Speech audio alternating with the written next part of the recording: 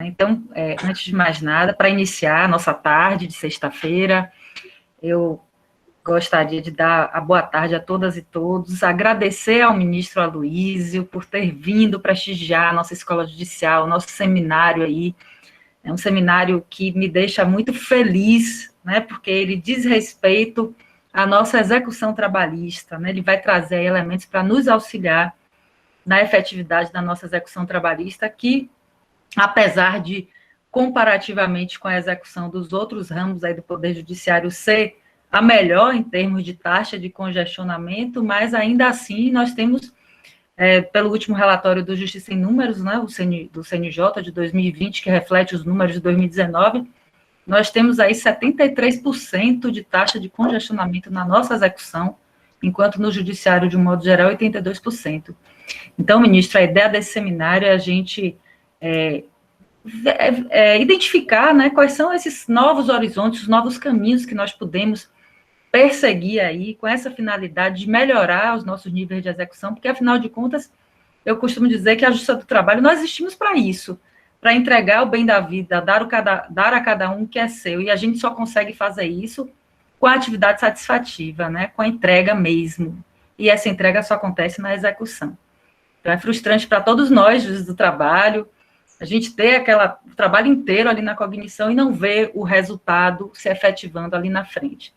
Então, a ideia do nosso seminário é essa, ministro. Eu agradeço imensamente que o senhor aceitou participar disso aqui com a gente, nesse ambiente, aqui na nossa Bahia querida, falando aí, né, sobre esse tema, esse apoio e incentivo da Corregedoria Nacional à execução. Agradeço em nome da Escola Judicial, em nome do desembargador, nosso diretor Jefferson Muricy, em meu nome, né, em nome de todos os juízes, todos os magistrados que estão aqui nessa sala, e todos os outros que vão ter a oportunidade de assistir o senhor. Muito obrigada. O senhor está com a palavra. Muito obrigado. Juiz Andréa, pelo convite que me foi feito, não é? A oportunidade de estar com os senhores e dizer exatamente o seguinte, não é? Me enganaram, disseram que eu ia para a Bahia. Eu estou na Bahia, mas de Brasília, não é? Então, realmente, isso daí é uma frustração muito grande, na medida que poderia estar aí com os senhores presencialmente, não é? Não é? Curtindo e participando e sendo abençoado por todos os santos, mas, na realidade, fica naturalmente sempre o desejo de voltar a essa terra tão querida, né? E disser que, olha, ele foi da Bahia, mas não foi na Bahia. É dizer assim, a Bahia é tão rica que, não é, mesmo que não aconteça nos outros lugares, tem precedente, tem precedente, já dizia Otávio Mangabeira, né? Então, nós temos aqui a minha satisfação de estar nesse painel. E dizer exatamente o seguinte, para mim, já com algum tempo de magistratura, né, que é o inconveniente de ficar velho, né, é a quantidade de anos que a gente tem na atuação jurisdicional. E a questão acadêmica ela era muito boa para a gente poder trocar ideias e até discutir aquilo que nos é interessante. E quanto mais tempo a gente fica na carreira e vai aumentando as responsabilidades, menos tempo a gente tem de participar, não é? Porque o nível de atribuições é muito grande, sobretudo da Corregedoria Geral da Justiça do Trabalho, né? Em tempos de crise, porque nesse momento de crise há uma mudança de paradigma, né, na atuação, porque nós tivemos que nos reinventar nesse período. De modo que falar sobre a efetividade do processo, sobretudo a execução, né, célere, efetiva, isso, de fato, é uma reflexão que nós precisamos exercer na medida em que somos, a cada dia e diariamente, demandados para a solução de conflitos nesse sentido. E a espiral de conflitos, né, é uma espiral ascendente, sobretudo nesse momento. Nós não tivemos uma memória histórica dos efeitos deletérios de uma pandemia tão violenta como essa. A nossa memória mais recente, remonta a mais de 100 anos, não é? Que, naturalmente, com a gripe espanhola.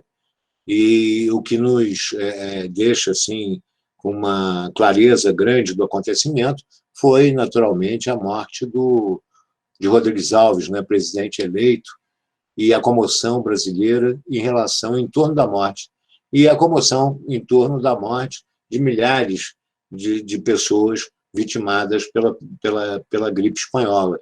E eu vi com alguma curiosidade a notícia publicada pelo Correio da Manhã de fevereiro de 1918, em que dizia assim: o Portugal está uma onda de pandemia com relação à gripe espanhola muito grande.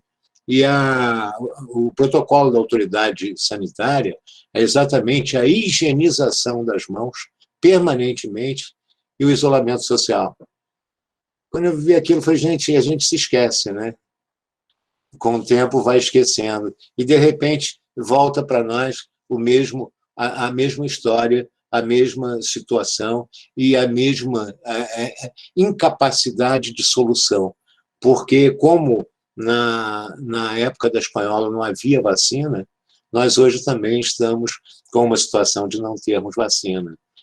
Então, é preciso que a gente reaja, mas reaja positivamente, no sentido de contribuir para essa solução mais humana, né, e mais consentânea com a necessidade de continuidade da nossa atuação.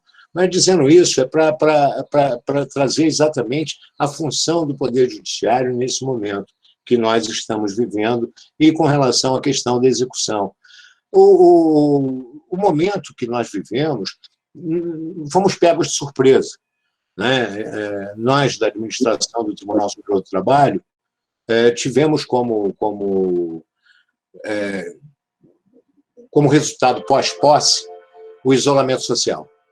Tomamos posse dia 20 de fevereiro, dia 18 de março, nos recolhemos no trabalho remoto.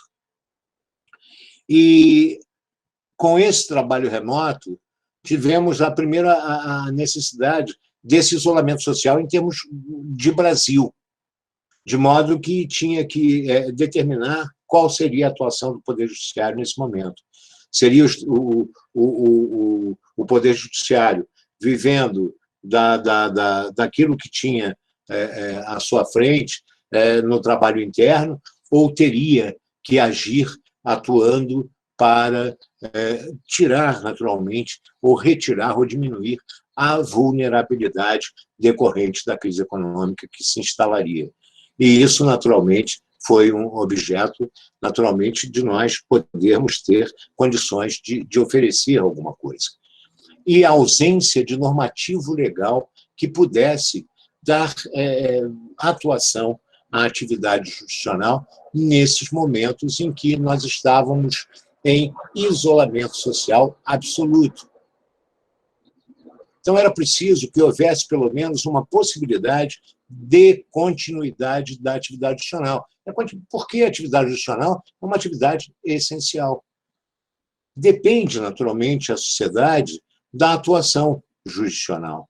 E essa atuação jurisdicional teria que se dar da melhor maneira, de modo a garantir a atuação da jurisdição e, acima de tudo, preservar um bem maior que era a vida, de modo a dar segurança para que se pudesse praticar os atos processuais decorrentes da atividade jurisdicional sem, naturalmente, contaminar a própria, ou sem deixar ao perigo a própria existência, a própria vida.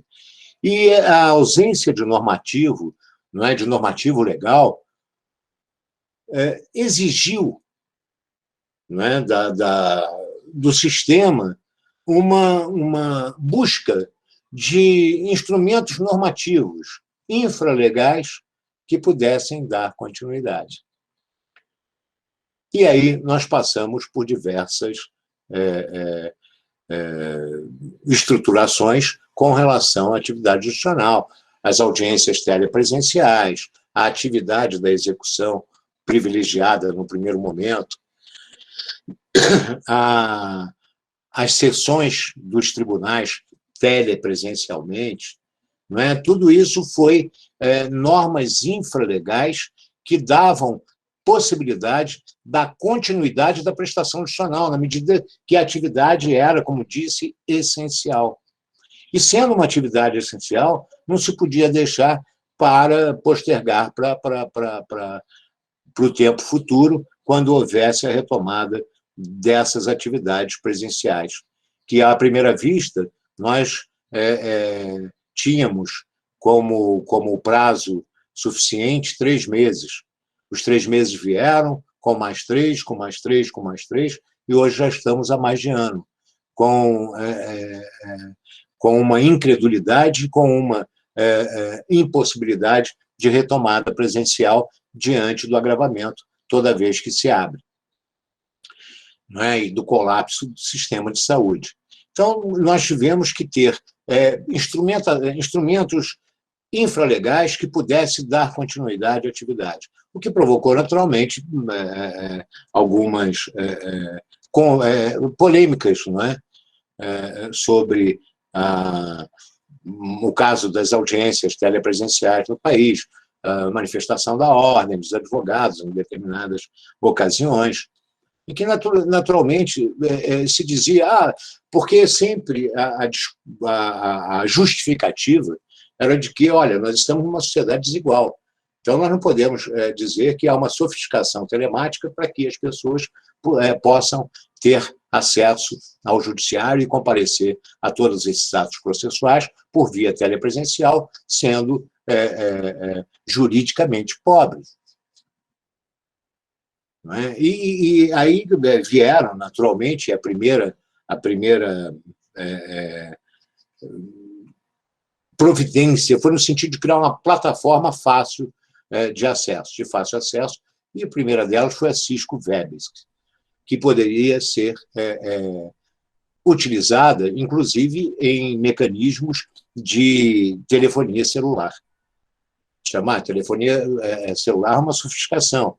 Na realidade, no Brasil, nós somos um país em que temos um número de telefonia celular maior que o número de pessoas.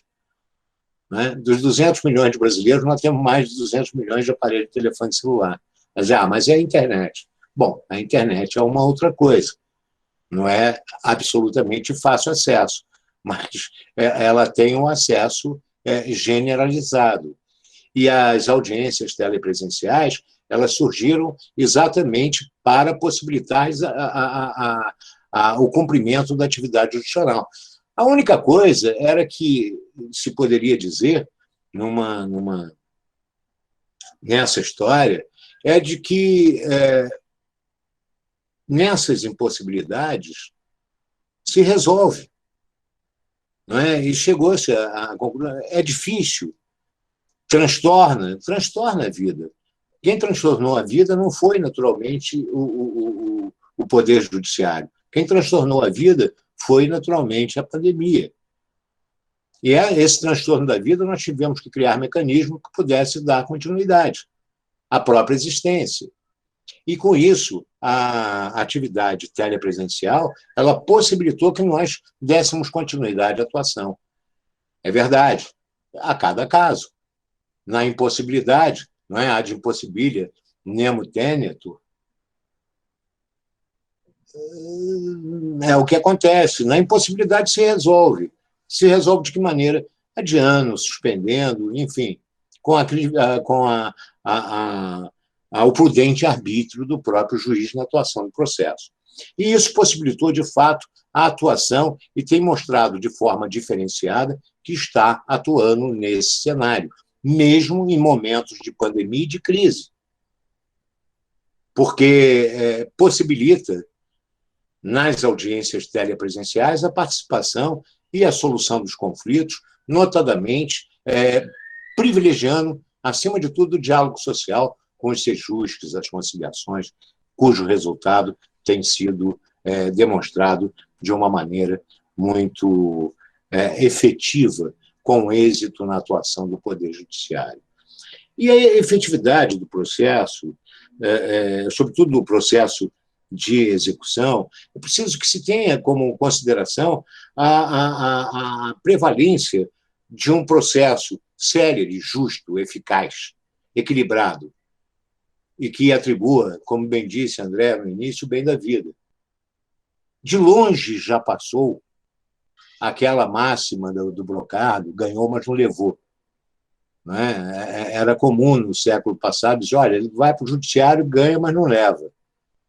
Não é? Porque todos os mecanismos que eu puder utilizar para evitar o cumprimento ou adimplemento da obrigação, a própria legislação era pródiga em recursos para poder obstaculizar a própria entrega da prestação adicional na inteireza, na satisfação do crédito.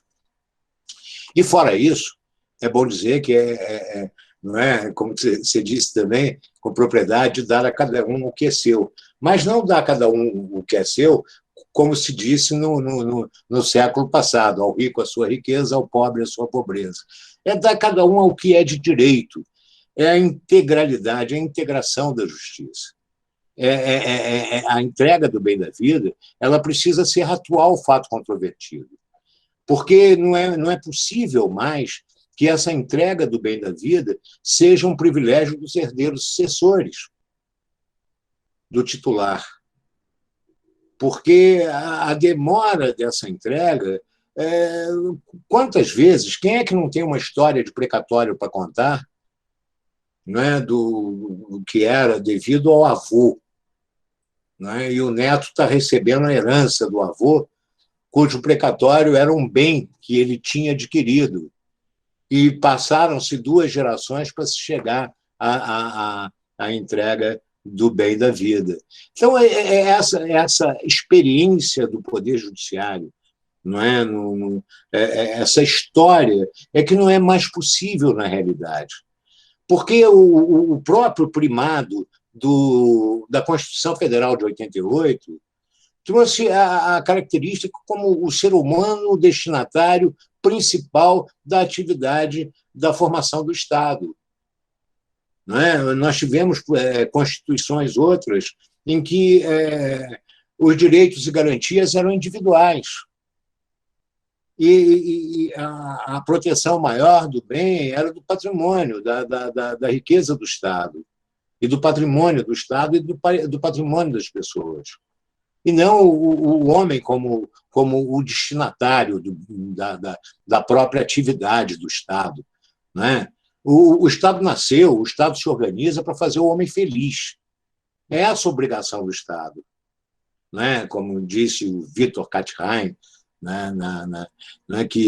que é a chegada do bem comum. Eu só posso atingir o bem comum quando todo elemento do Estado atingir, na medida do possível, livre e espontaneamente, sua felicidade na Terra. Então, essa é a função do Estado. E para, assim, se dedicar, é necessário que ele tenha condições de oferecer garantias do próprio princípio fundamental do Estado brasileiro. O princípio fundamental do Estado brasileiro, a valorização do trabalho, não é? A livre iniciativa, o princípio da dignidade da pessoa humana. Então, esses valores precisam estar nos instrumentos normativos que são capazes de realizar o próprio direito. Que realizar, não estou falando de utopia, é a felicidade do homem na Terra. São essas condições básicas necessárias. E com relação à execução, ela sempre se tornou e sempre foi o gargalo, né, da jurisdição. E a retenção da jurisdição se dava e se deu sempre na execução. Exauria-se a fase de conhecimento e na concretização do direito começava a via crucis do credor. Logo, para ele chegar à consecução da efetivação da decisão, era um tormentoso quesito de gincana. até chegar a obter a efetividade da prestação adicional. E o Liebman, com muita propriedade, trouxe como o bom andamento da execução a sua plena efetividade. Ele dizia que acabam se confundindo com o próprio conceito moderno da função jurisdicional, já que esse conceito abrange não a execução como fase complementar da cognição, mas como uma simbiose da cognição, como uma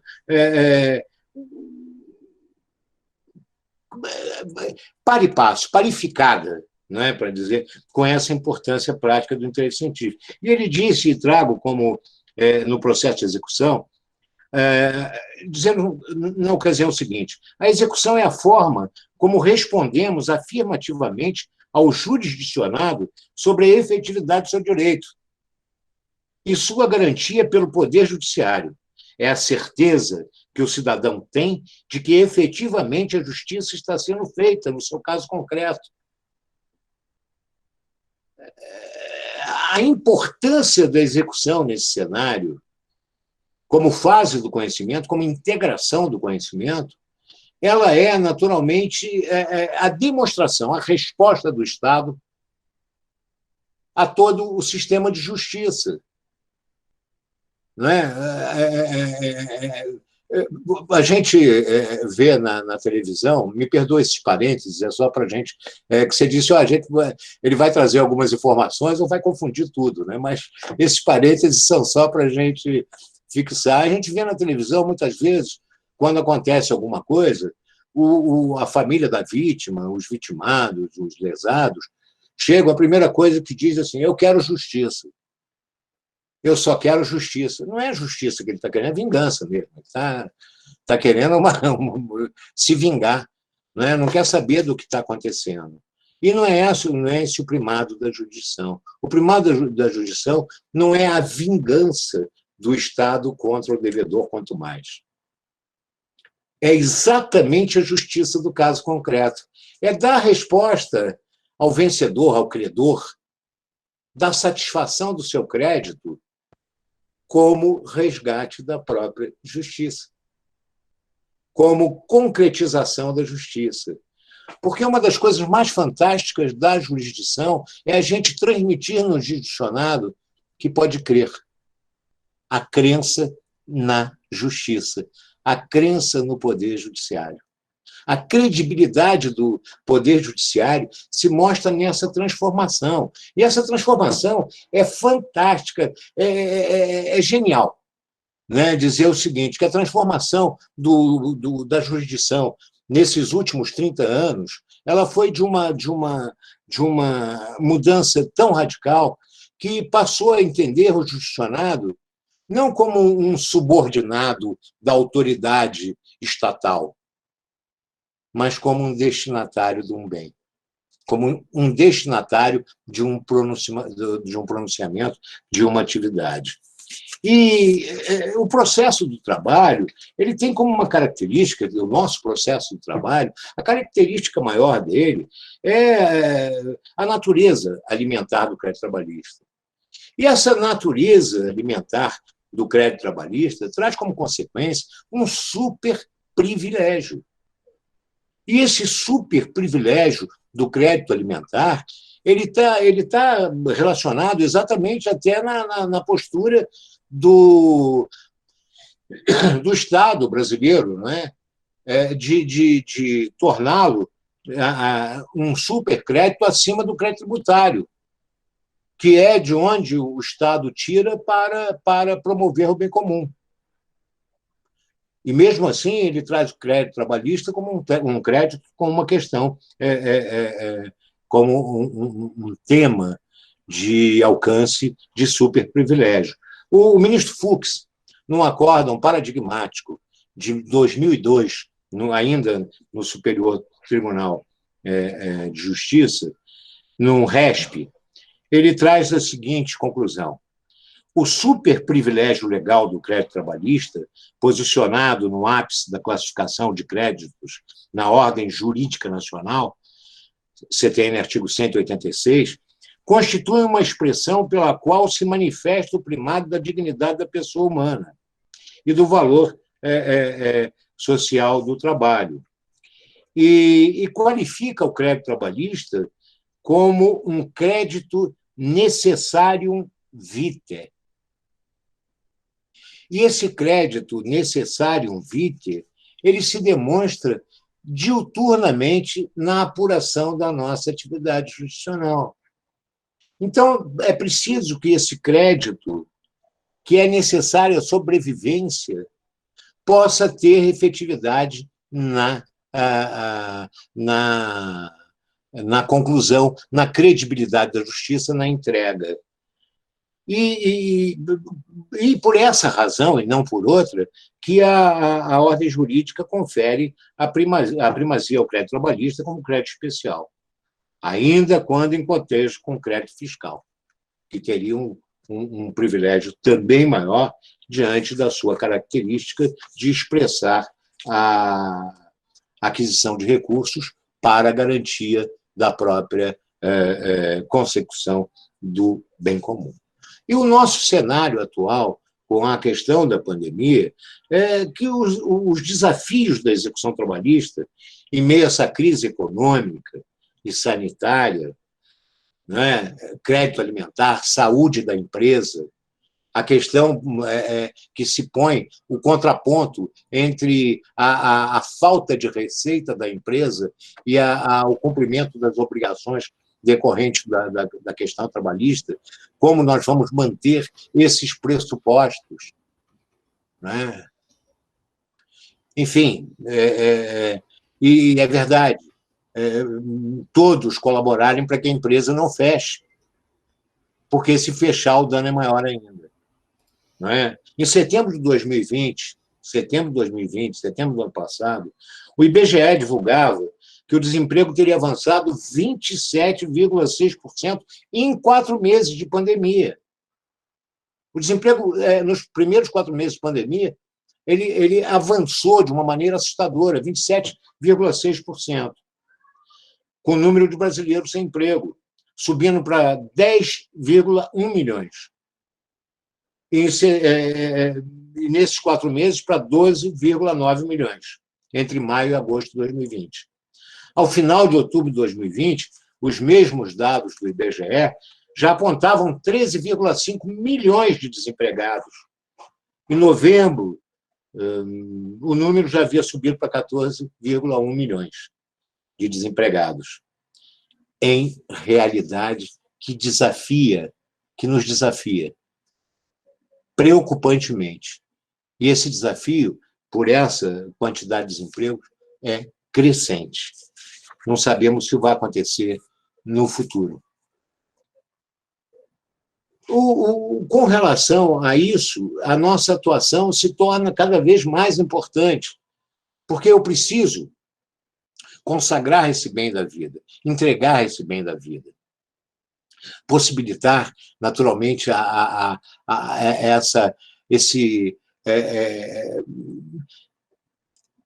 essa história do que é necessário vitae, o crédito alimentar. E preciso entregar o crédito alimentar. E preciso entregar o crédito alimentar dentro de primados, devido ao processo legal. Mas com celeridade, com eficiência, num tempo razoável. Né? E o novo Código de Processo, e aí vai também um novo aposto, né? O novo Código de Processo ele trouxe princípios, ou consagrou princípios que já era, naturalmente, da própria existência da relação processual. Né? Os artigos 4 ao 8º do CPC, né, que se aplicam supletivamente ao processo de trabalho, ele traz no artigo 4º o direito de as partes obterem solução integral do mérito. Quer dizer, a busca da solução do mérito. Acabou aquela história de se encerrar o processo abruptamente, sem enfrentamento do mérito, né? Privilegiando uma forma em detrimento do fundo. Na realidade, o que a parte busca é sempre a decisão de mérito. Então, é preciso que se alcance a decisão de mérito, tendo um processo como instrumento, sem naturalmente negar princípios, como o do devido processo legal. Mas essa solução integral do mérito, ela também inclui a atividade satisfativa.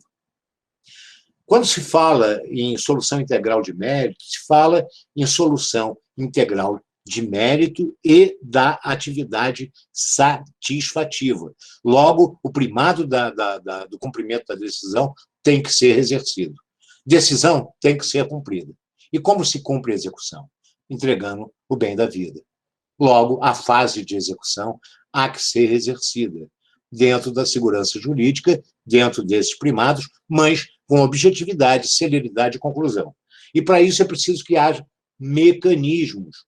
Não adianta dizer, olha, o artigo 5º e 78 da Constituição garante a todos o tempo razoável de duração do processo. O primado do princípio fundamental do Estado, a soberania, a valoração do trabalho, a dignidade da pessoa humana, a livre iniciativa, mas qual é? Como é que eu chego até lá?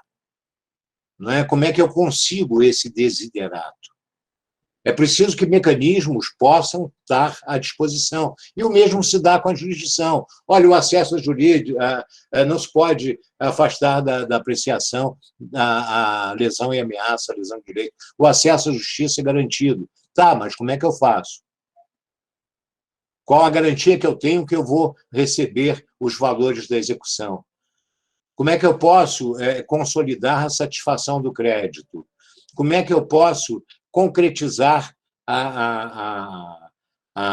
o cumprimento da ordem emanada da sentença que transitou em julgado?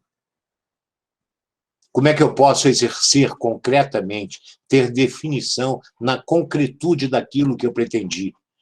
E esses meios precisam estar à disposição.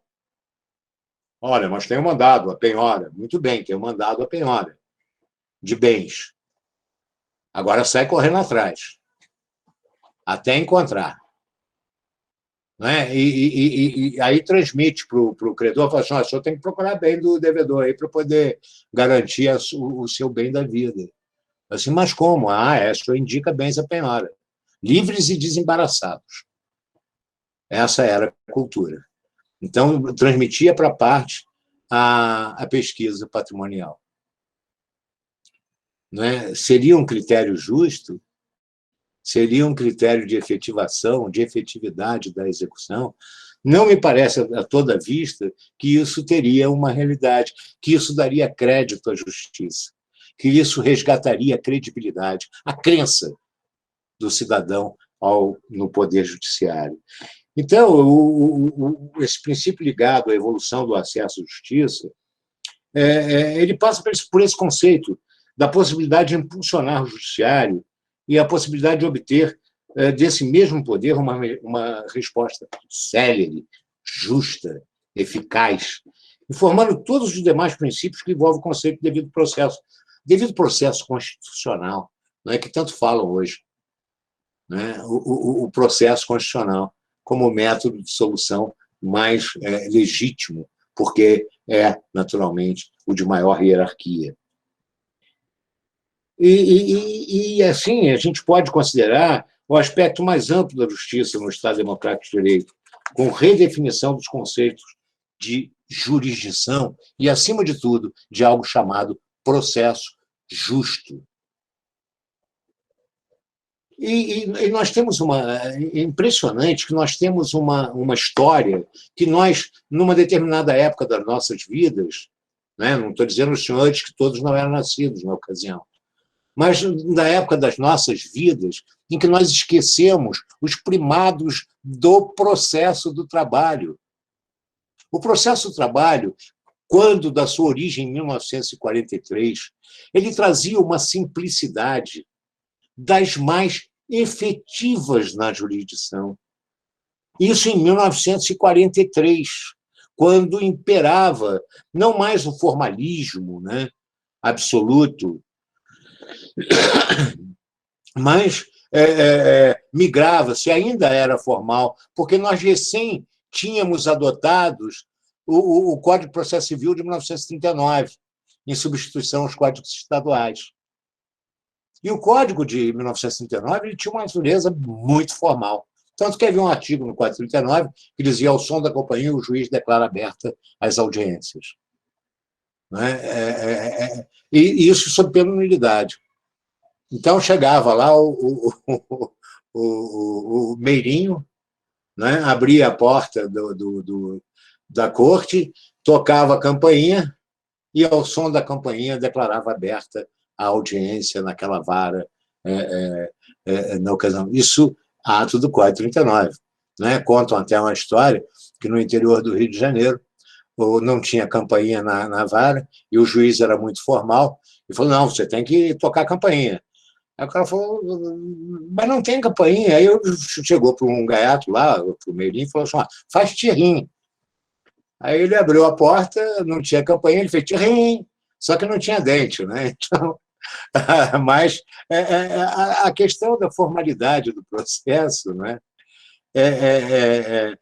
permeou a nossa existência. E isso causou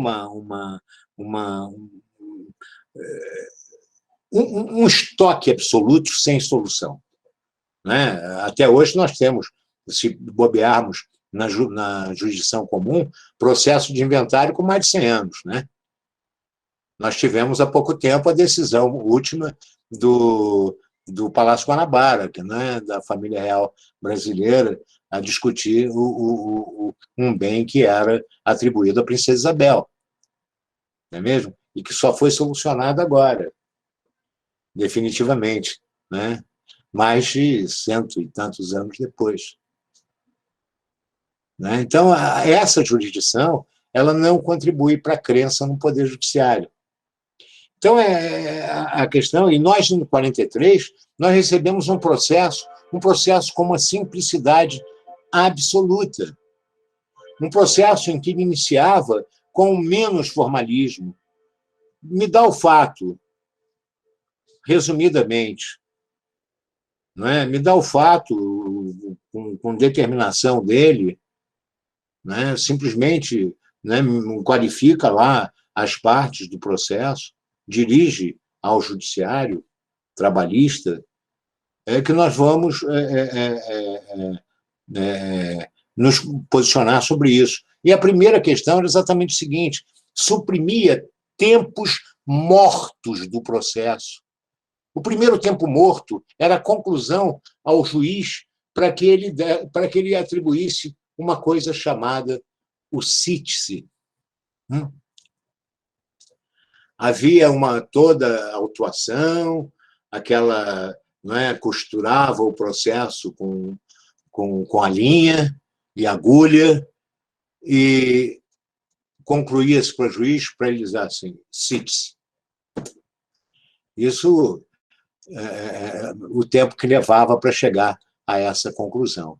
E do cite-se saía, voltava para a secretaria, que expedia o mandado, e esse mandado era distribuído ao oficial de justiça, e o oficial de justiça saía em campo para fazer a citação, e assim manteve no Código de Processo, ainda com o Código de 73, mesmo com a possibilidade de uma forma de notificação ou de comunicação menos abrangente, isso no Código de Processo Civil de 73, e a jurisprudência firmada de que tinha que ser em mão própria. Ou seja, só se aperfeiçoava a comunicação do ato processual se essa comunicação fosse entregue em mão própria, ou seja, em mão própria daquele que era o destinatário.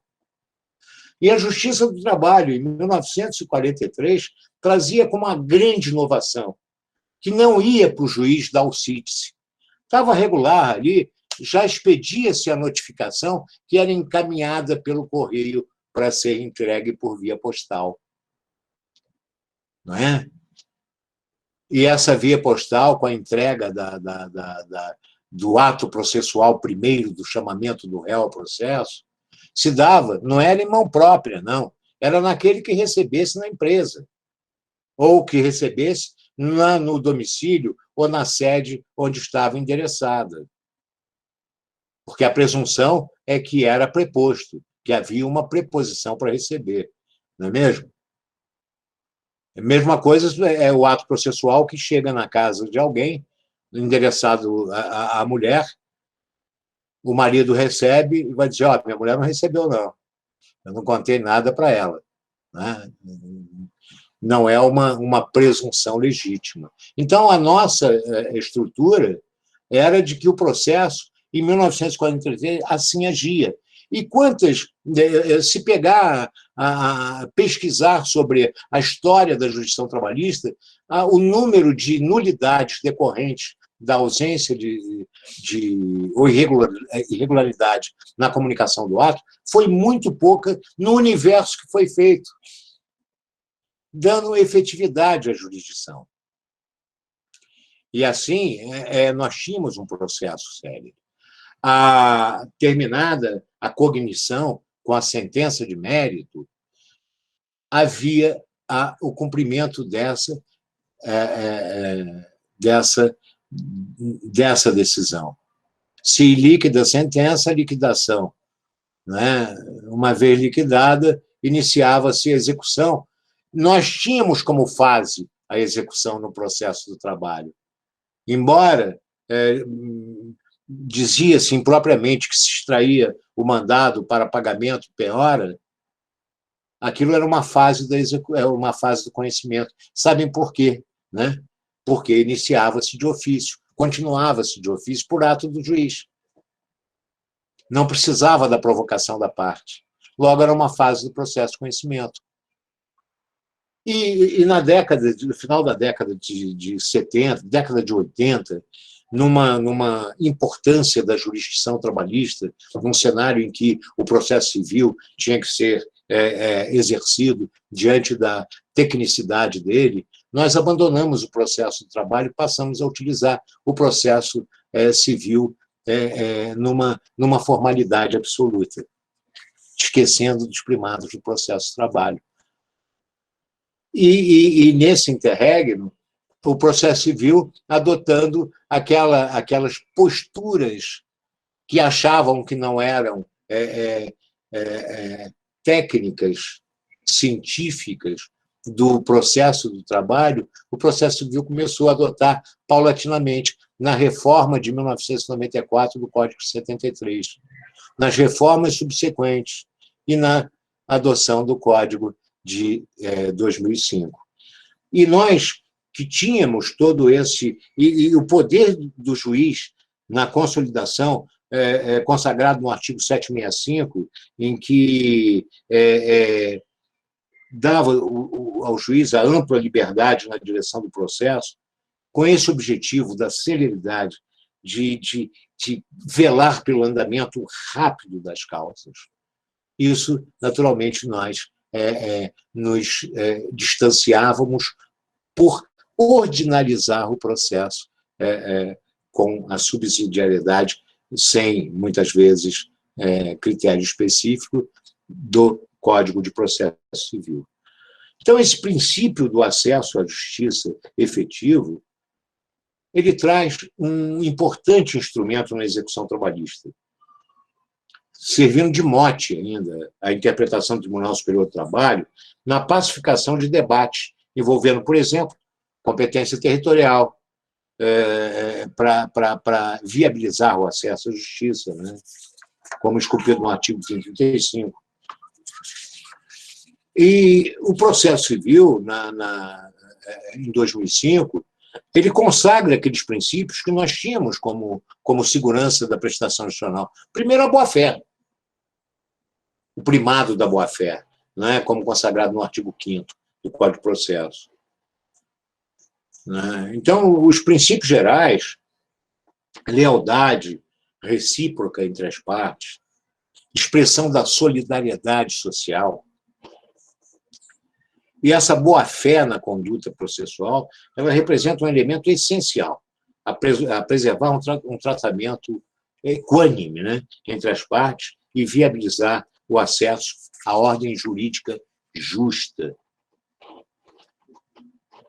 E para se adquirir, para se alcançar como fundamento a verdade real e a entrega da justiça com segurança.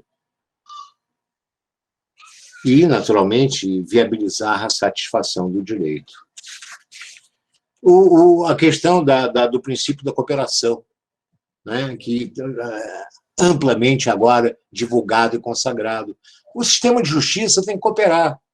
Eles não são, não é um sistema que seja individualizado, singular. É um sistema participativo, cooperativo. E todos estão voltados para o mesmo fim. Qual é o fim do processo? É adquirir uma sentença justa de mérito para que possa alcançar a concretização do bem da vida. É isso aí. E para alcançar essa finalidade, todos os agentes têm que cooperar nesse sentido. Servidores, auxiliares, magistrados, Ministério Público. E o sistema de justiça é bem amplo, né? Mas é preciso que tudo esteja a tempo e a hora voltado para essa finalidade. A cooperação das autoridades administrativas, de outros poderes. Não é? Quando se oficia a Caixa Econômica Federal para que ela dê valores, é necessário que haja cooperação judiciária aí também manifestada. Não pode a Caixa deixar aquilo na prateleira e responder quando quer. Há uma responsabilidade, há um princípio de cooperação que tem que ser exercido. E o artigo 7º, que traz como princípio a isonomia, né, capaz de guarnecer a função social do processo. Então, todos esses princípios, eles trazem como consequência essa nova modalidade de atuação nossa, né, que nos encontrou nesse momento de pandemia. O novo normal, né, o chamado novo normal. E esse novo normal hoje é um novo normal digital. Não é? E os instrumentos de cooperação que têm que ser exercidos para a satisfação do crédito. Né? E nesse panorama em que essa espiral de conflito aumenta, de modo que a litigiosidade também aumenta, na medida que o inadimplemento das obrigações se torna cada vez mais expressivo e a dificuldade no cumprimento da sentença se torna ainda mais evidente na medida em que há a quebra, né, da própria poder econômico do devedor. É preciso que, nesse panorama, se tenha perspectiva de se alcançar esse bem da vida na própria execução. E esse panorama dessa intensa demanda nas questões envolvendo conflitos socioeconômicos e essa luta pela sobrevivência coletiva, as novas ferramentas tecnológicas, elas tiveram uma implementação muito grande. E foi urgente, né, a adoção de movimentos da denominada jurisdição 4.0, que já pronunciava-se há muito tempo a adoção de mecanismos para se estabelecer, a desenvolver a jurisdição 4.0 como algo do futuro. Nós tivemos, todos nós, que nos apressarmos na jurisdição 4.0 para chegar, naturalmente, a um exercício da atividade com maior efetividade. E essa jurisdição 4.0, ela nasce, né, como norma legal específica com a adoção da Lei 11.419 de 2006, né, que foi a regulamentação da informatização do processo judicial por meio dessa Lei 11.419, e a compreensão do uso das ferramentas eletrônicas. A partir daí, começa a desenvolver a conscientização do uso das ferramentas eletrônicas. E quando fala da utilização de ferramentas, é a utilização de ferramentas pensando sempre no destinatário da prestação jurisdicional. É utilizar essa tecnologia em benefício de alguém. E o benefício é da jurisdição, é do jurisdicionado. Então, a tecnologia trazida com essa, vamos dizer assim, esse avanço com mais velocidade da era digital e da jurisdição 4.0, esse aumento houve no sentido de exatamente o seguinte, criar ferramentas que tenham eficiência e demonstrar a utilização dessas ferramentas para o efeito de trazer uma resposta rápida, eficaz, produtiva, advinda da atividade jurisdicional. E a Corregedoria Geral da Justiça do Trabalho, né, trouxe as novas ferramentas de busca, né, de busca patrimonial. O artigo 6º do Regimento Interno da Corregedoria Geral, ela diz, eu vou ler aqui, no artigo 6º, são atribuições do Corregedor-Geral exercer vigilância sobre o funcionamento dos serviços judiciários quanto à omissão de deveres e à prática de abusos. Realizar controle mensal estatístico processual do movimento judiciário e da atuação jurisdicional dos tribunais regionais do trabalho por seus órgãos e juízes, na conformidade da regulamentação expedida por meio de provimento da Corregedoria Geral. Supervisionar a aplicação do sistema Bacen-Jude, hoje CISBA-Jude, no âmbito da Justiça do Trabalho, inclusive deferir o cadastramento ou descadastramento de conta única indicada para o bloqueio. E exercer outras atribuições que lhe sejam conferidas em lei ou contidas nas atribuições da Corregedoria Geral da Justiça do Trabalho. E a consolidação dos provimentos traz como recomendação diretrizes a serem observadas pelos juízes para incrementar a efetividade da execução. E está no artigo 108, como exemplo. Primeiro, ordenar a pronta liberação do depósito recursal em favor do reclamante, independentemente do requerimento do interessado, após o trânsito em julgado da sentença condenatória, desde que o valor do crédito trabalhista seja inequivocamente superior ao do depósito recursal ou incontroverso, prosseguindo a execução depois pela diferença. Promover a realização semanal de audiências de conciliação em processos na fase de execução, independentemente de requerimento das partes, selecionando-se aqueles com maior possibilidade de êxito na composição. Determinar a revisão periódica dos processos em execução que se encontrem em arquivo provisório com a execução suspensa, a fim de renovar providências coercitivas por meio da utilização dos sistemas eletrônicos de pesquisa patrimonial. A questão é exatamente isso, é utilizar as ferramentas. E aquela história do processo parado, não é?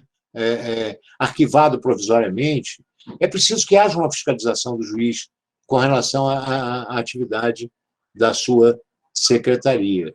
Não é outra coisa que nós evoluímos muito com relação à atividade jurisdicional e no sistema processual brasileiro, foi naturalmente da conduta do juiz perante a sua unidade de jurisdição. Não é? A história nos mostra que o juiz dizia que não era gestor. Para isso, tinha uma atividade em que a gestão era feita pelos diretores de secretaria. E essa mudança de paradigmas, essa mudança de comportamento, ela trouxe como uma relevância maior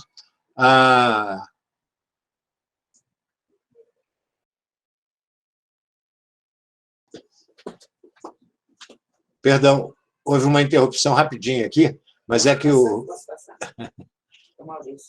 tudo... Mas já resolvido. Então, com relação à história da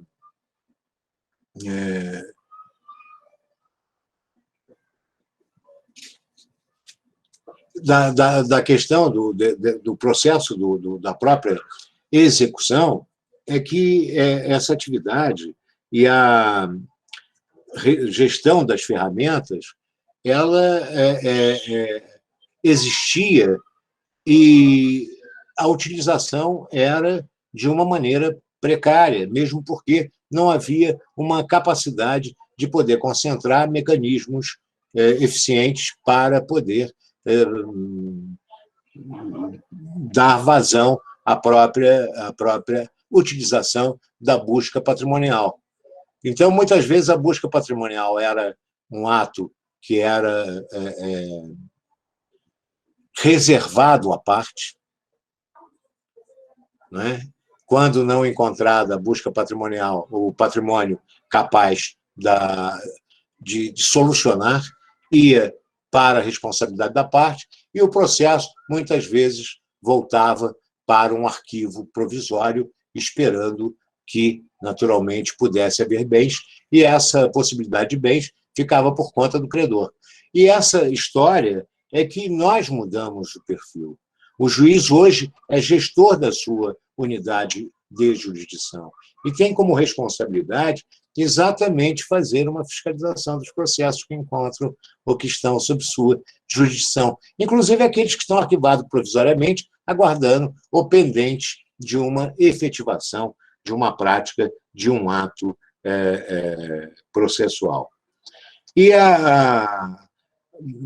essa gestão das ferramentas da busca patrimonial é que, naturalmente, houve uma mudança de comportamento. Não é? Houve, primeiro, a edição de um ato conjunto do Conselho Superior da Justiça do Trabalho, Gabinete da Presidência e da Corregedoria Geral, o de número 2 de 2020, em 5 de agosto do ano passado, que trouxe o laboratório de tecnologia para a recuperação de ativos e combate à corrupção e lavagem de dinheiro no âmbito da Justiça do Trabalho, a famosa Rede Lab, não é? Para funcionar na estrutura da Corregedoria Geral da Justiça do Trabalho como um instrumento de busca patrimonial, ficando na responsabilidade do ministro Corregedor-Geral. E a Corregedoria Geral passou, então, a coordenar de maneira centralizada essas atividades, né, pertinentes a esse sistema de busca patrimonial na Justiça do Trabalho, a saber, com várias outras ferramentas, né? O sistema da restrição sobre veículos, na Ajude, o sistema que interliga a Justiça do Trabalho ao Banco Central, né, as instituições bancárias, o Bacen-Jude, o sistema de informação judiciária, Infojude, o sistema de investigação de movimentação bancária, o SIMBA, a certidão negativa de débitos trabalhistas, CNDT, e ao Fórum Nacional de Precatórios, né, o FONAPREC. São tantas siglas, né, que nós temos que fazer uma seleção, né, ou então que trazer isso na ponta da língua, por isso que eu preferi ler, viu? Né? O Bacen-Jude, que foi transformado no CISBA-Jude, né, com o artigo 132 da Consolidação dos Provimentos da Corregedoria Geral da Justiça do Trabalho, essas pessoas físicas elas poderão requerer, por si, os seus representantes, né, a utilização da ferramenta. E cabe ao juiz de ofício também utilizar a ferramenta para prosseguir na busca patrimonial. O deferimento desse cadastramento de conta única ela valerá para todos os órgãos de justiça comum dos estados, Justiça Federal, Militar da União, Justiça do Trabalho, conforme o artigo 135 da Consolidação dos Provimentos da Corregedoria, e vale registrar ainda que a pessoa física ou jurídica obriga-se a manter a conta indicada com numerário suficiente, sob pena de descadastramento. Esse Bacen-Jude foi um sistema que, durante muitos anos, interligou o Poder Judiciário ao Banco Central e as instituições financeiras, para agilizar a solicitação de informações e envio de ordens judiciais do Sistema Financeiro Nacional. né, com o objetivo de conferir maior celeridade e efetividade à busca patrimonial no rastreamento e bloqueio eletrônico de valores. Né? E esse sistema, com alteração agora pela Corregedoria Geral da Justiça do Trabalho, criou o sistema Sisbajude, chamado Sistema de Busca de Ativos do Poder Judiciário, em substituição ao Bacenjude.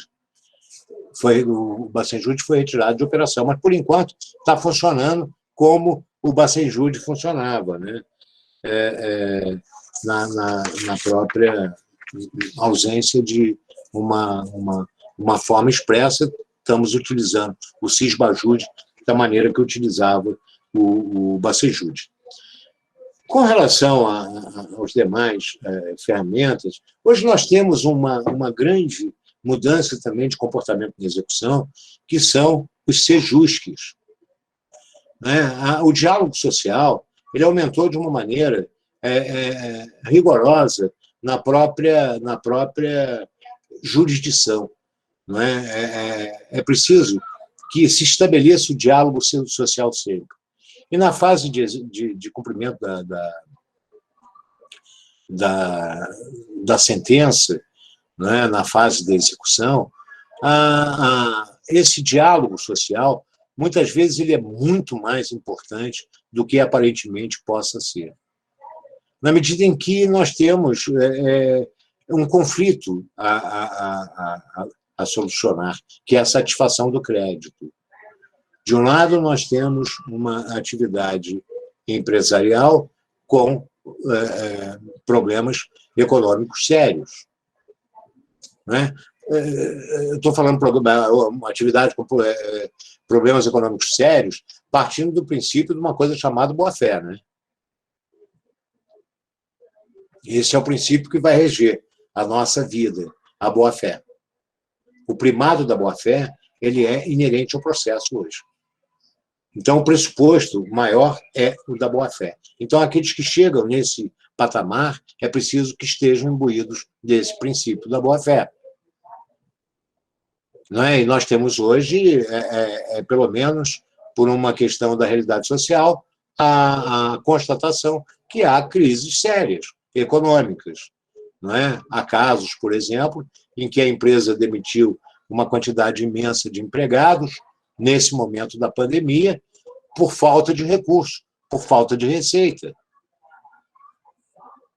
E vai dizer, olha, tudo bem, mas vamos reintegrar porque a despesa... Estou falando em tese, pelo amor de Deus, não estou... Não é? Vamos reintegrar porque tá, mas reintegrar em algo que parou, que não existe mais. Então, qual é o papel? Muitas vezes consegue-se na conciliação, na tentativa, na utilização dos sejusques de primeiro e segundo graus, mudar o paradigma e encontrar uma solução até mesmo para manter a atividade e, com isso, preservar o emprego, obtida através de um diálogo social provocado pelo Poder Judiciário Trabalhista, na tentativa de cumprimento e satisfação do crédito. E vou lhe dizer isso com muita vontade, na medida em que, nesse período de pandemia, e estava dizendo antes, a quantidade de correições parciais na Justiça do Trabalho foi de um volume absoluto. O que, antes da pandemia, eram duas correições parciais por semana ou por mês, passou a entrar mais de 20, 25 por dia, com todos os problemas sérios decorrentes da pandemia. O que fazer? A correção parcial se decide imediato. Não é mesmo? E qual foi o que a Corregedoria Geral da Justiça do Trabalho nesse período adotou? Criar o diálogo social. Convertia em diligência, baixava para o sejusque de segundo grau, porque só chegava a correção parcial na Corregedoria Geral da Justiça do Trabalho, provocada quando houvesse um mandado de segurança, cuja liminar fosse indeferida, um agravo regimental para o colegiado, né, competente, e, naturalmente, a parte queria imprimir efeito suspensivo àquela decisão liminar até o julgamento pelo colegiado. E essa é a atuação da Corregedoria Geral. O máximo que ela faz é imprimir efeito suspensivo ao agravo regimental, até a solução pelo colegiado. Mas o que fazia a Corregedoria? Baixava, em diligência, convertia em diligência, para que houvesse o diálogo social e a tentativa de conciliação. Olha, a quantidade de processos em que chegou a conciliação foi um volume imenso, que, sabe, surpreendeu até a própria Corregedoria, no sentido, olha, de manter a atividade empresarial, com toda essa dificuldade, não é, propondo soluções alternativas, o famoso delivery, não é, para que pudesse dar continuidade. Enfim, o comprometimento não só de uma das partes do processo, mas do sistema cooperativo funcionando. A cooperação, as ideias para um fim melhor. Então, essa questão da adoção dos centros judiciais de solução consensual, os CEJUSCs, eles tiveram uma importância fundamental no processo de trabalho, e é preciso ser utilizado, inclusive na fase de execução. Sobretudo na fase de execução. Regularmente encaminhar para o CEJUSC os processos e chamar as partes para que haja uma responsabilidade maior. E isso, naturalmente, é a adoção da própria modalidade de a jurisdição ter um pouco mais de efetividade. A outra questão com relação à execução foi a reunião das execuções, o procedimento de reunião, o chamado PRE. E esse PRE, cuja regulamentação está na consolidação dos provimentos da Corregedoria Geral da Justiça do Trabalho, ele tem, naturalmente, um rigor. A questão da função social da empresa também. Muitas vezes a execução não vai atender a todos os credores e vai importar no impedimento da continuidade da atividade empresarial. Então, esse procedimento de reunião da execução, ela pode ser uma solução bem gerida. E aí constituir-se esses planos especiais de pagamento trabalhista, o famoso PEPT, a questão da frustração e a adoção do REF, que é o regime especial de execução forçada. Tudo isso a Corregedoria Geral regulamentou, com requisitos que são naturalmente indispensáveis para o deferimento, para o acompanhamento e para o êxito da própria reunião das execuções. E essa consecução desses objetivos é que se apresenta a rigidez desses requisitos, que é preciso, naturalmente, ser conhecido até o próprio fundamento desses requisitos, para entender, naturalmente, a razão da adoção e a sua manutenção no sentido de garantir o cumprimento dessas execuções e desses planos de execuções, que são, naturalmente, problemáticos também, e muitas vezes pode causar algum contratempo, que precisam ser administrados, todos esses contratempos.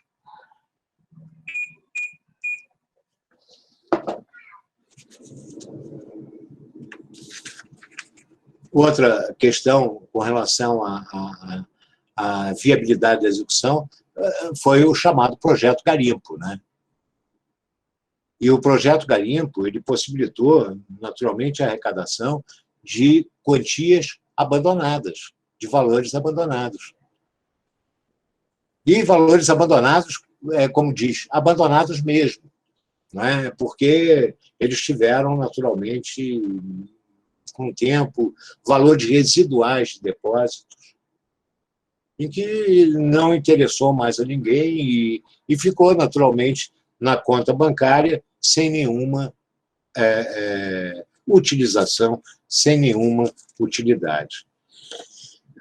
Então, mediante um ato conjunto entre a Corregedoria Geral da Justiça do Conselho Superior da Justiça do Trabalho e a Corregedoria Geral da Justiça do Trabalho, criou-se um ato conjunto de número 1 de fevereiro de 2019, visando regulamentar o tratamento de depósitos judiciais abandonados em processos trabalhistas findos e arquivados. E, a partir dessa regulamentação, nós começamos a constatar uma mudança de combustível. Foi assim, tipo, altamente diferente para todos, né? E uma surpresa muito grande pelo volume que existia nesses depósitos abandonados, né? E houve várias recomendações nesse sentido, e tudo mais, e regulamentação junto à Secretaria da Receita Federal para destinar esse valor totalmente abandonado, que não havia mais, que não se encontrou, naturalmente, nenhum titular desse valor, desse depósito, de ser entregue à União para empregar naquilo que fosse necessário. E, naturalmente, nesse período de pandemia, criou-se, naturalmente, uma conta, né, um DARF com um código específico para destinar esses recursos para o combate à Covid. E o interessante foi o seguinte, que esse projeto Garimpo, em fevereiro de 2020, ele já havia permitiu-se a identificação de mais de 2 bilhões de valores que estavam de recursos, depósitos judiciais abandonados em contas judiciais de empresas e de trabalhadores, esquecidas. Isso no Banco do Brasil e na Caixa Econômica Federal. Uma notícia ruim, tá? O ministro Luciano morreu. Pode ser que você queira falar. E a outra questão é que, nos demais meses, houve mais R$1 bilhão, que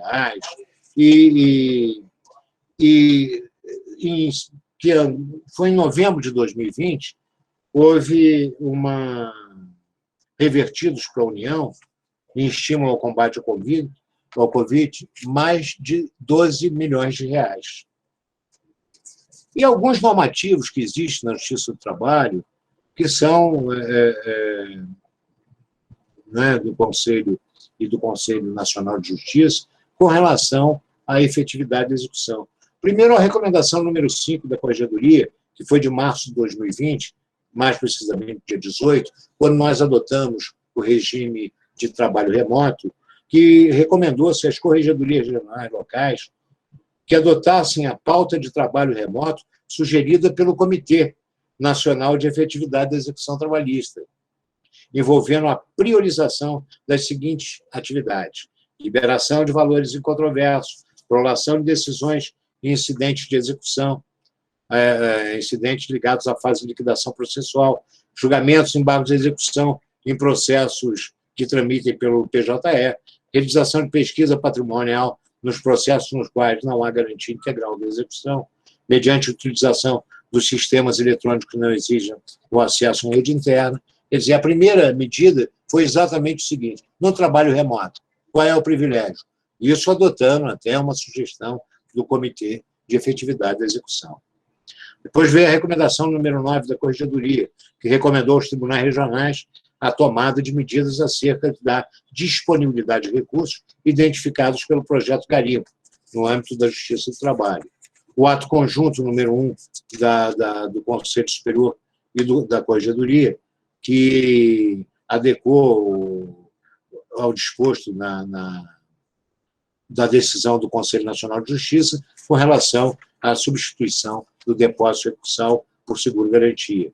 O ato conjunto, número 2, de 5 de agosto de 2020, que alterou o funcionamento do laboratório de LAB, né, passando para a Corregedoria. E, no âmbito do Conselho Nacional de Justiça, a resolução número 375, que, naturalmente, dispõe, né, sobre o juízo 100% digital e a jurisdição 4.0, que são mecanismos que nós temos que conviver com ele na atualidade. E essas ferramentas que são destinadas à formação da própria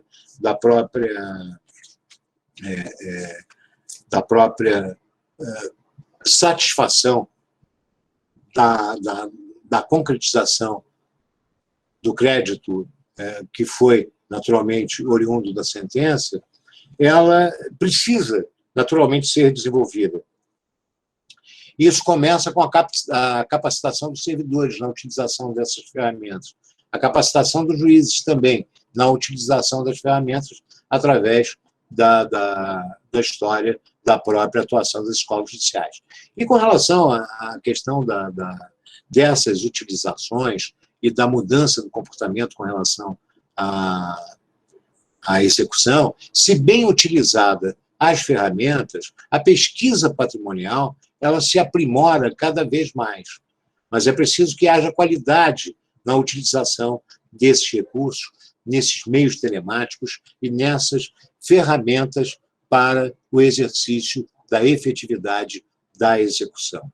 E dizer exatamente o seguinte: há uma esperança muito grande no sentido da própria concretização da execução de uma maneira mais efetiva. É preciso que se tenha uma história. A Justiça do Trabalho é diferenciada, né? Isso, porque nós puxamos a sardinha, mas isso não é puxar a sardinha, não. Isso é um reconhecimento mesmo. Eu tive o privilégio de estar no Conselho Nacional de Justiça durante 2 anos, né? Exerci também a Corregedoria Nacional de Justiça, na substituição do Corregedor Nacional, que era Humberto Martins, na ocasião. Fui o Corregedor Nacional de Justiça para o Estado de Alagoas, diante do impedimento do ministro Humberto Martins, e pude constatar exatamente a diferença da jurisdição. A nossa jurisdição ela tem uma característica, primeiro, a primeira diferença, com relação até à adoção do sistema do processo judicial eletrônico, nós estávamos anos-luz à frente, porque nós estamos nesse 100% PJE, que é um programa da própria Corregedoria Geral da Justiça do Trabalho. E nesse projeto 100% PJE, resta para nós, em processo físico, resíduo, né, 2% da totalidade dos processos de tramitação no Brasil. E, com isso, nós podemos nos adiantar nesse período de isolamento social, porque nós podemos adotar todas essas ferramentas tecnológicas para garantir a atividade jurisdicional, coisa que a Justiça Comum teve uma dificuldade muito maior na medida que os processos não estavam correndo pelo PJE.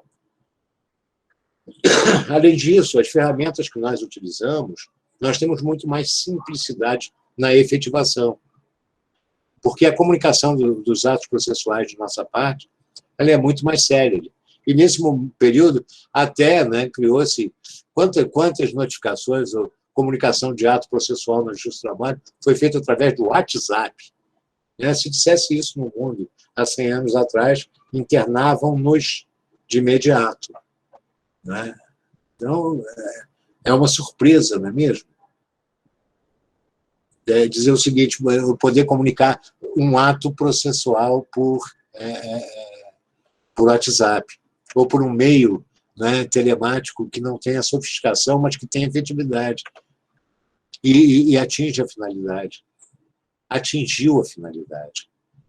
né? Hoje nós estamos retirando a carta precatória, né, até por recomendações do próprio CNJ, no sentido de adotar essa Justiça 4.0, porque há meios de eu conseguir isso. Uma coisa interessante, quando a turma reclamava, e os juízes também, né, reclamaram quando houve a adoção das audiências telepresenciais, a gente viu uma coisa interessante.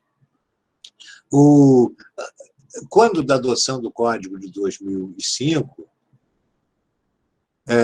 quando da adoção do Código de 2005, Código de Processo, todo mundo dizia, pô, mas nós estamos numa modernidade, por que nós não utilizamos, né, via discursos, teses, o meio de videoconferência para a realização de atos processuais? Veio o Código de Processo e adotou. Olha aqui, o depoimento pessoal por videoconferência, o depoimento de testemunhas por videoconferência.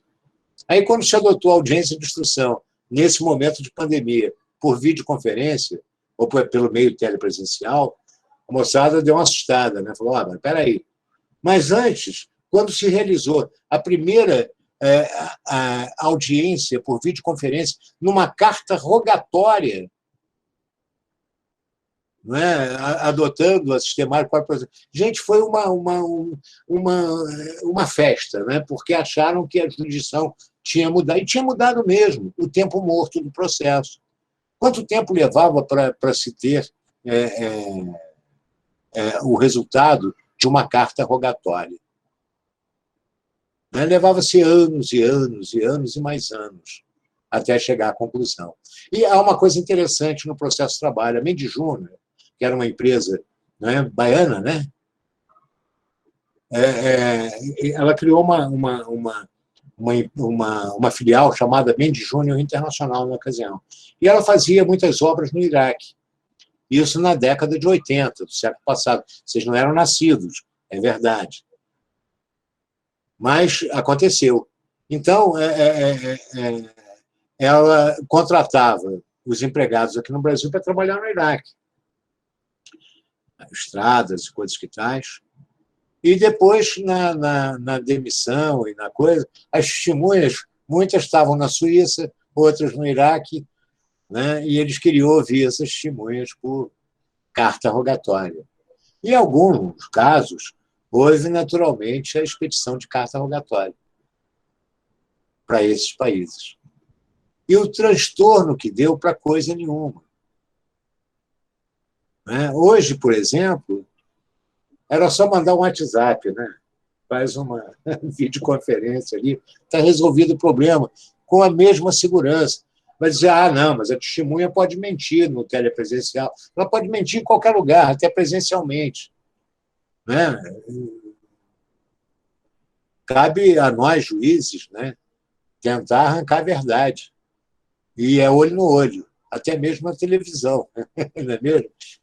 Saber se estão ou não mentindo. Mas tudo isso, a questão da efetividade e a efetividade da execução, o que eu quero dizer é exatamente o seguinte: a justiça comum ela teve uma dificuldade muito maior que nós. O gargalo da execução na justiça comum é muito maior que o nosso. O nosso gargalo é muito menor do que dos outros órgãos do Poder Judiciário. Mas é preciso que nós tenhamos uma atenção redobrada para a questão do gargalo da execução. E qual a maneira de se chegar? Porque não adianta dizer, olha, é preciso olhar com outros olhos o gargalo da execução, mas sem encontrar um método que possa criar um mecanismo de investigação patrimonial. Então, está se colocando a investigação patrimonial, né? Esse processo de investigação patrimonial, para que o juiz, no seu prudente arbítrio, possa encontrar bens do devedor capazes de satisfazer a obrigação. Claro, dentro do devido processo legal. E com que maneira? Qual o mecanismo? A utilização das ferramentas tecnológicas da nossa era digital. A Justiça 4.0. Não é mesmo? Porque o processo 100% digital nós já temos.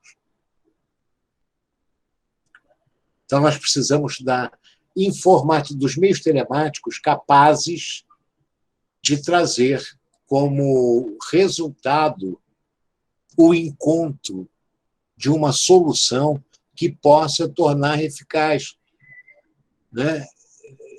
E qual é esse método? A utilização, volto a repetir, das ferramentas. O Sisbajude, Infojude, Renajude, o Simba, até o Lab. Né? E o Lab é uma experiência incrível. Eu dirigi a escola Arena Mate em 2011 e fui convidado para estar na França quando inauguraram uma agência chamada GRASC. Essa agência era de recuperação de valores para o crime organizado, corrupção e lavagem de dinheiro, como é o LAB. E, na ocasião, a impressão que se trazia da criação dessa agência na França era exatamente algo que dava, naturalmente, a possibilidade de uma investigação patrimonial com seriedade para rastrear, naturalmente, o dinheiro, com a lavagem do dinheiro, com a saída do dinheiro de maneira ilegal, não é?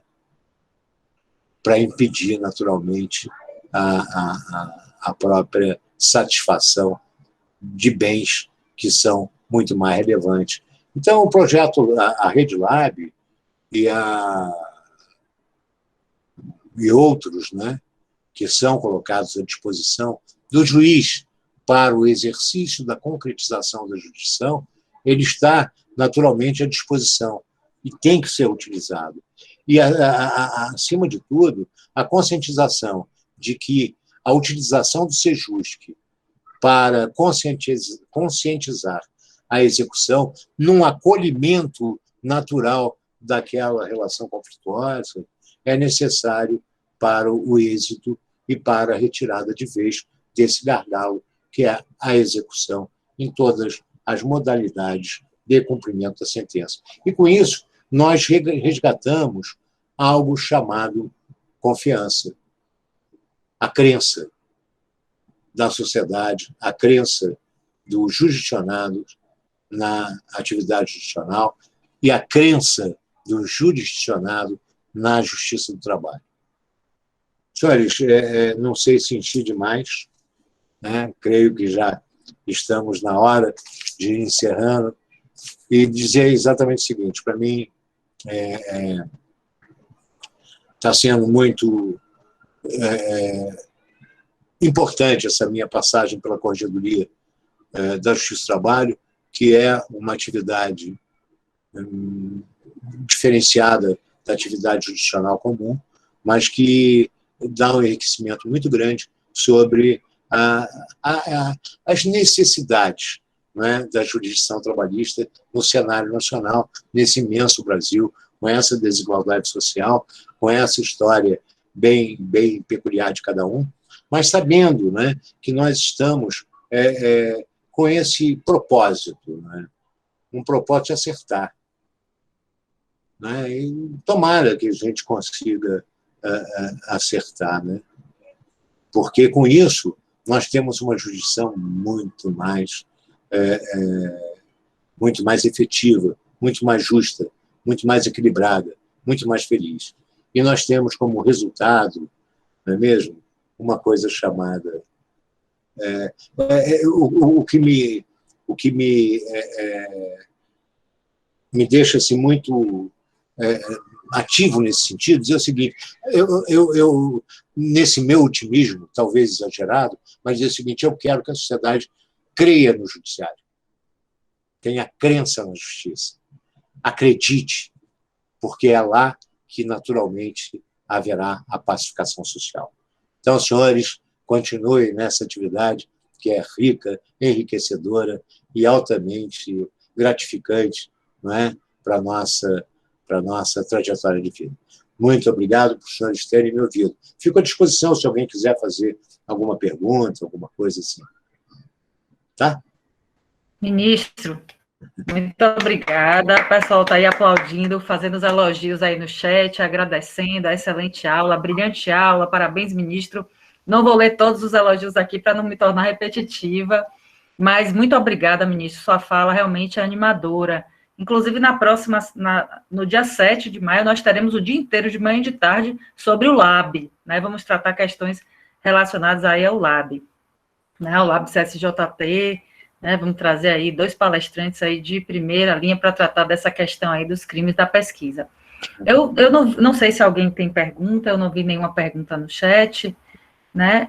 Eu só queria, assim, fazer algumas, se for possível, me permite, né, fazer a voz aí, né?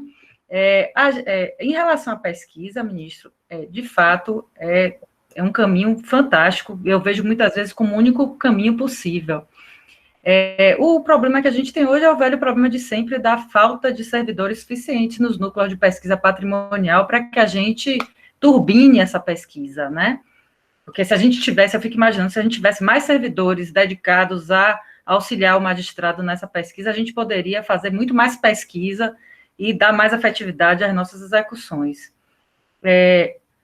E aí, eu sempre volto a me perguntar, até pensando no modelo português, né, porque lá há essa atividade de execução, ela terminou sendo desjudicializada através daqueles agentes de execução. Uma curiosidade mesmo de saber se o que é que o senhor acha disso, de uma possibilidade da gente ter, por exemplo, peritos cadastrados nos quadros dos tribunais para realização, auxiliar o juízo na realização dessa pesquisa, ante a escassez de servidores que nós temos, ou alguma outra alternativa para que a gente consiga dar vazão à nossa necessidade de pesquisa, porque o magistrado ele não tem condições de fazer essa pesquisa, né? Ele vai fazer a gestão da unidade dele, em uma secretaria hoje, eu posso afirmar tranquilamente que 80% do trabalho é dedicado à execução, né? Me corrijam se eu estiver errada, mas eu sou juíza de vara e 80% do trabalho da secretaria é execução, não é cognição. Então, ministro, minha pergunta é essa, sobre essa pesquisa, será que o senhor imagina alguma possibilidade da gente conseguir amplificar essa pesquisa, que é tão importante, através da utilização das ferramentas? Olha, eu vejo com muita preocupação terceirizar, sabe? De admitir o cadastramento dos juízes. E vou lhe dizer por que razão. A vinda de pessoas que não do quadro para a pesquisa patrimonial, porque a pesquisa patrimonial é uma invasão de privacidade, né? Mas é autorizada pelo juiz e tem sua razão de ser, mas não deixa de ser uma invasão de privacidade, né? Essa invasão de privacidade, ela tem uma característica, né? Ela tem um momento, ela tem uma realização e tem uma consequência. E se eu deixo para uma categoria de profissionais especializados essa investigação patrimonial nesses projetos, eu posso criar naturalmente um banco de, quer dizer, que esses profissionais criem um banco de dados para diversas atividades. Estou falando isso pela preocupação, não porque o princípio nosso é o da boa-fé, mas aquela história então, é um perigo diante da privacidade que está sendo invadida por autorização judicial. O que eu tenho como não é sugestão, até como uma própria regulamentação futura, é que haja, em primeiro lugar, capacitação. Isso não podemos fugir disso.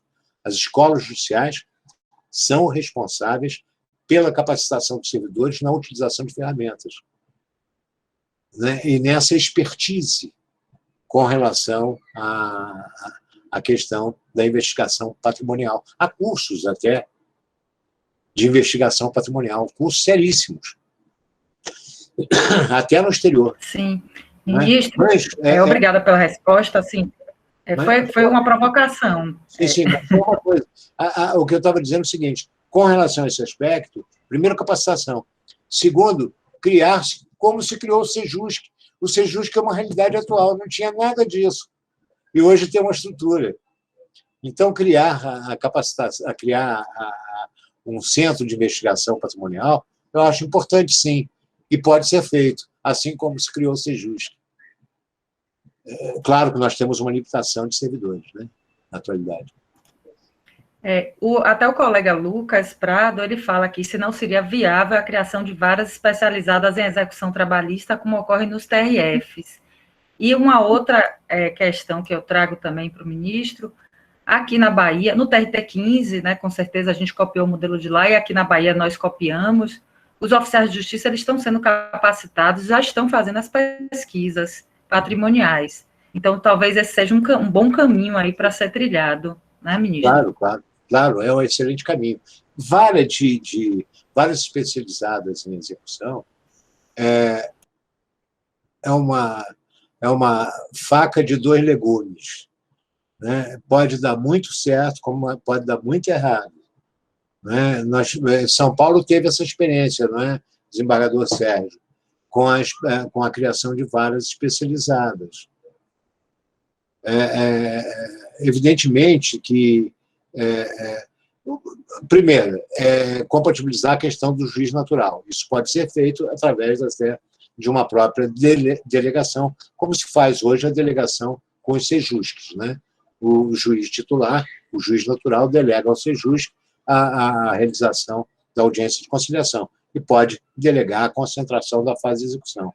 O grande problema é que a execução hoje, que tem, né, como foi dito, né, 80% do movimento né, do processo das varas, não é mesmo? A concentração implicaria numa criação de uma quantidade imensa de varas de execução, porque uma ou duas ou três não daria conta, pelo número de processos, e poderia, inclusive, prejudicar essa história, né? Eu falo com ele.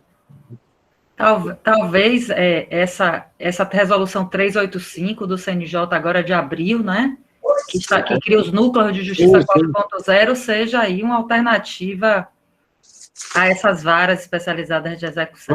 Claro. Exatamente. A vara especializada pode ser uma história, né, de aprimoramento da atividade judicional e da efetividade de execução. Sabe, não é que eu tenho dúvida, né? Eu tenho uma dúvida muito grande, primeiro com relação à questão a questão primeira da quantidade, e segundo, da utilidade, se vai dar certo ou se a própria vara. O que eu acho mais eficaz é a reunião de execução, quando se trata de grandes devedores, ou de grandes processos, ou aqueles que têm uma quantidade imensa de processos. Então, a reunião da execução é muito mais eficaz do que a criação de varas especializadas em execução. É isso. Me parece que não tem mais nenhuma pergunta, ministro. Então, eu reitero aqui os agradecimentos feitos no início, né? Muito obrigada mais uma vez por ter vindo aqui à Bahia, ainda que de uma forma virtual, né? Espero que da próxima vez a gente possa se encontrar pessoalmente. Excelente aula, muito obrigada mesmo, ministro, e dou a palavra ao senhor para as considerações finais, para o encerramento aí do nosso painel da tarde. Bom, eu que agradeço, de fato eu gostaria, né, de estar aí, não é mesmo? Né, curtindo das maravilhas e das delícias da Bahia, né, que realmente contaminam a gente, uma vontade de voltar sempre, não é? E esse momento nos fez né, ter que atuar dessa maneira, né? Está tão perto e tão longe ao mesmo tempo, né? Mas não vai faltar oportunidade, né, de voltar à Bahia. E dizer exatamente o seguinte: vale a pena a gente continuar exercendo a nossa atividade com esse projeto, com esse propósito, de melhor servir. Né? Somos, afinal, servidores. né? E, como servidores, nós atuamos servindo, né? E quanto melhor servir, vai ser, naturalmente, mais... chega-se à própria certeza de que valeu a pena, né, trilhar por esse caminho. E dizer que, poxa, eu fico muito feliz pelo convite, mais uma vez, agradeço, naturalmente, por terem me ouvido, né, na presença de todos. Gostaria de estar aí, com braços bem longos, para abraçá-los pessoalmente, não faltará oportunidade, e dizer que a Corregedoria Geral do Justiça do Trabalho ela está à disposição de todos, né? E nós também, a qualquer momento, quando quiserem uma prosa, não é mesmo? E estamos juntos nesse processo. Muito obrigado, uma boa tarde a todos, um excelente fim de semana e que nós podemos mais vezes nos encontrar. Tá bom? Muito obrigado. Valeu. Obrigado, hein?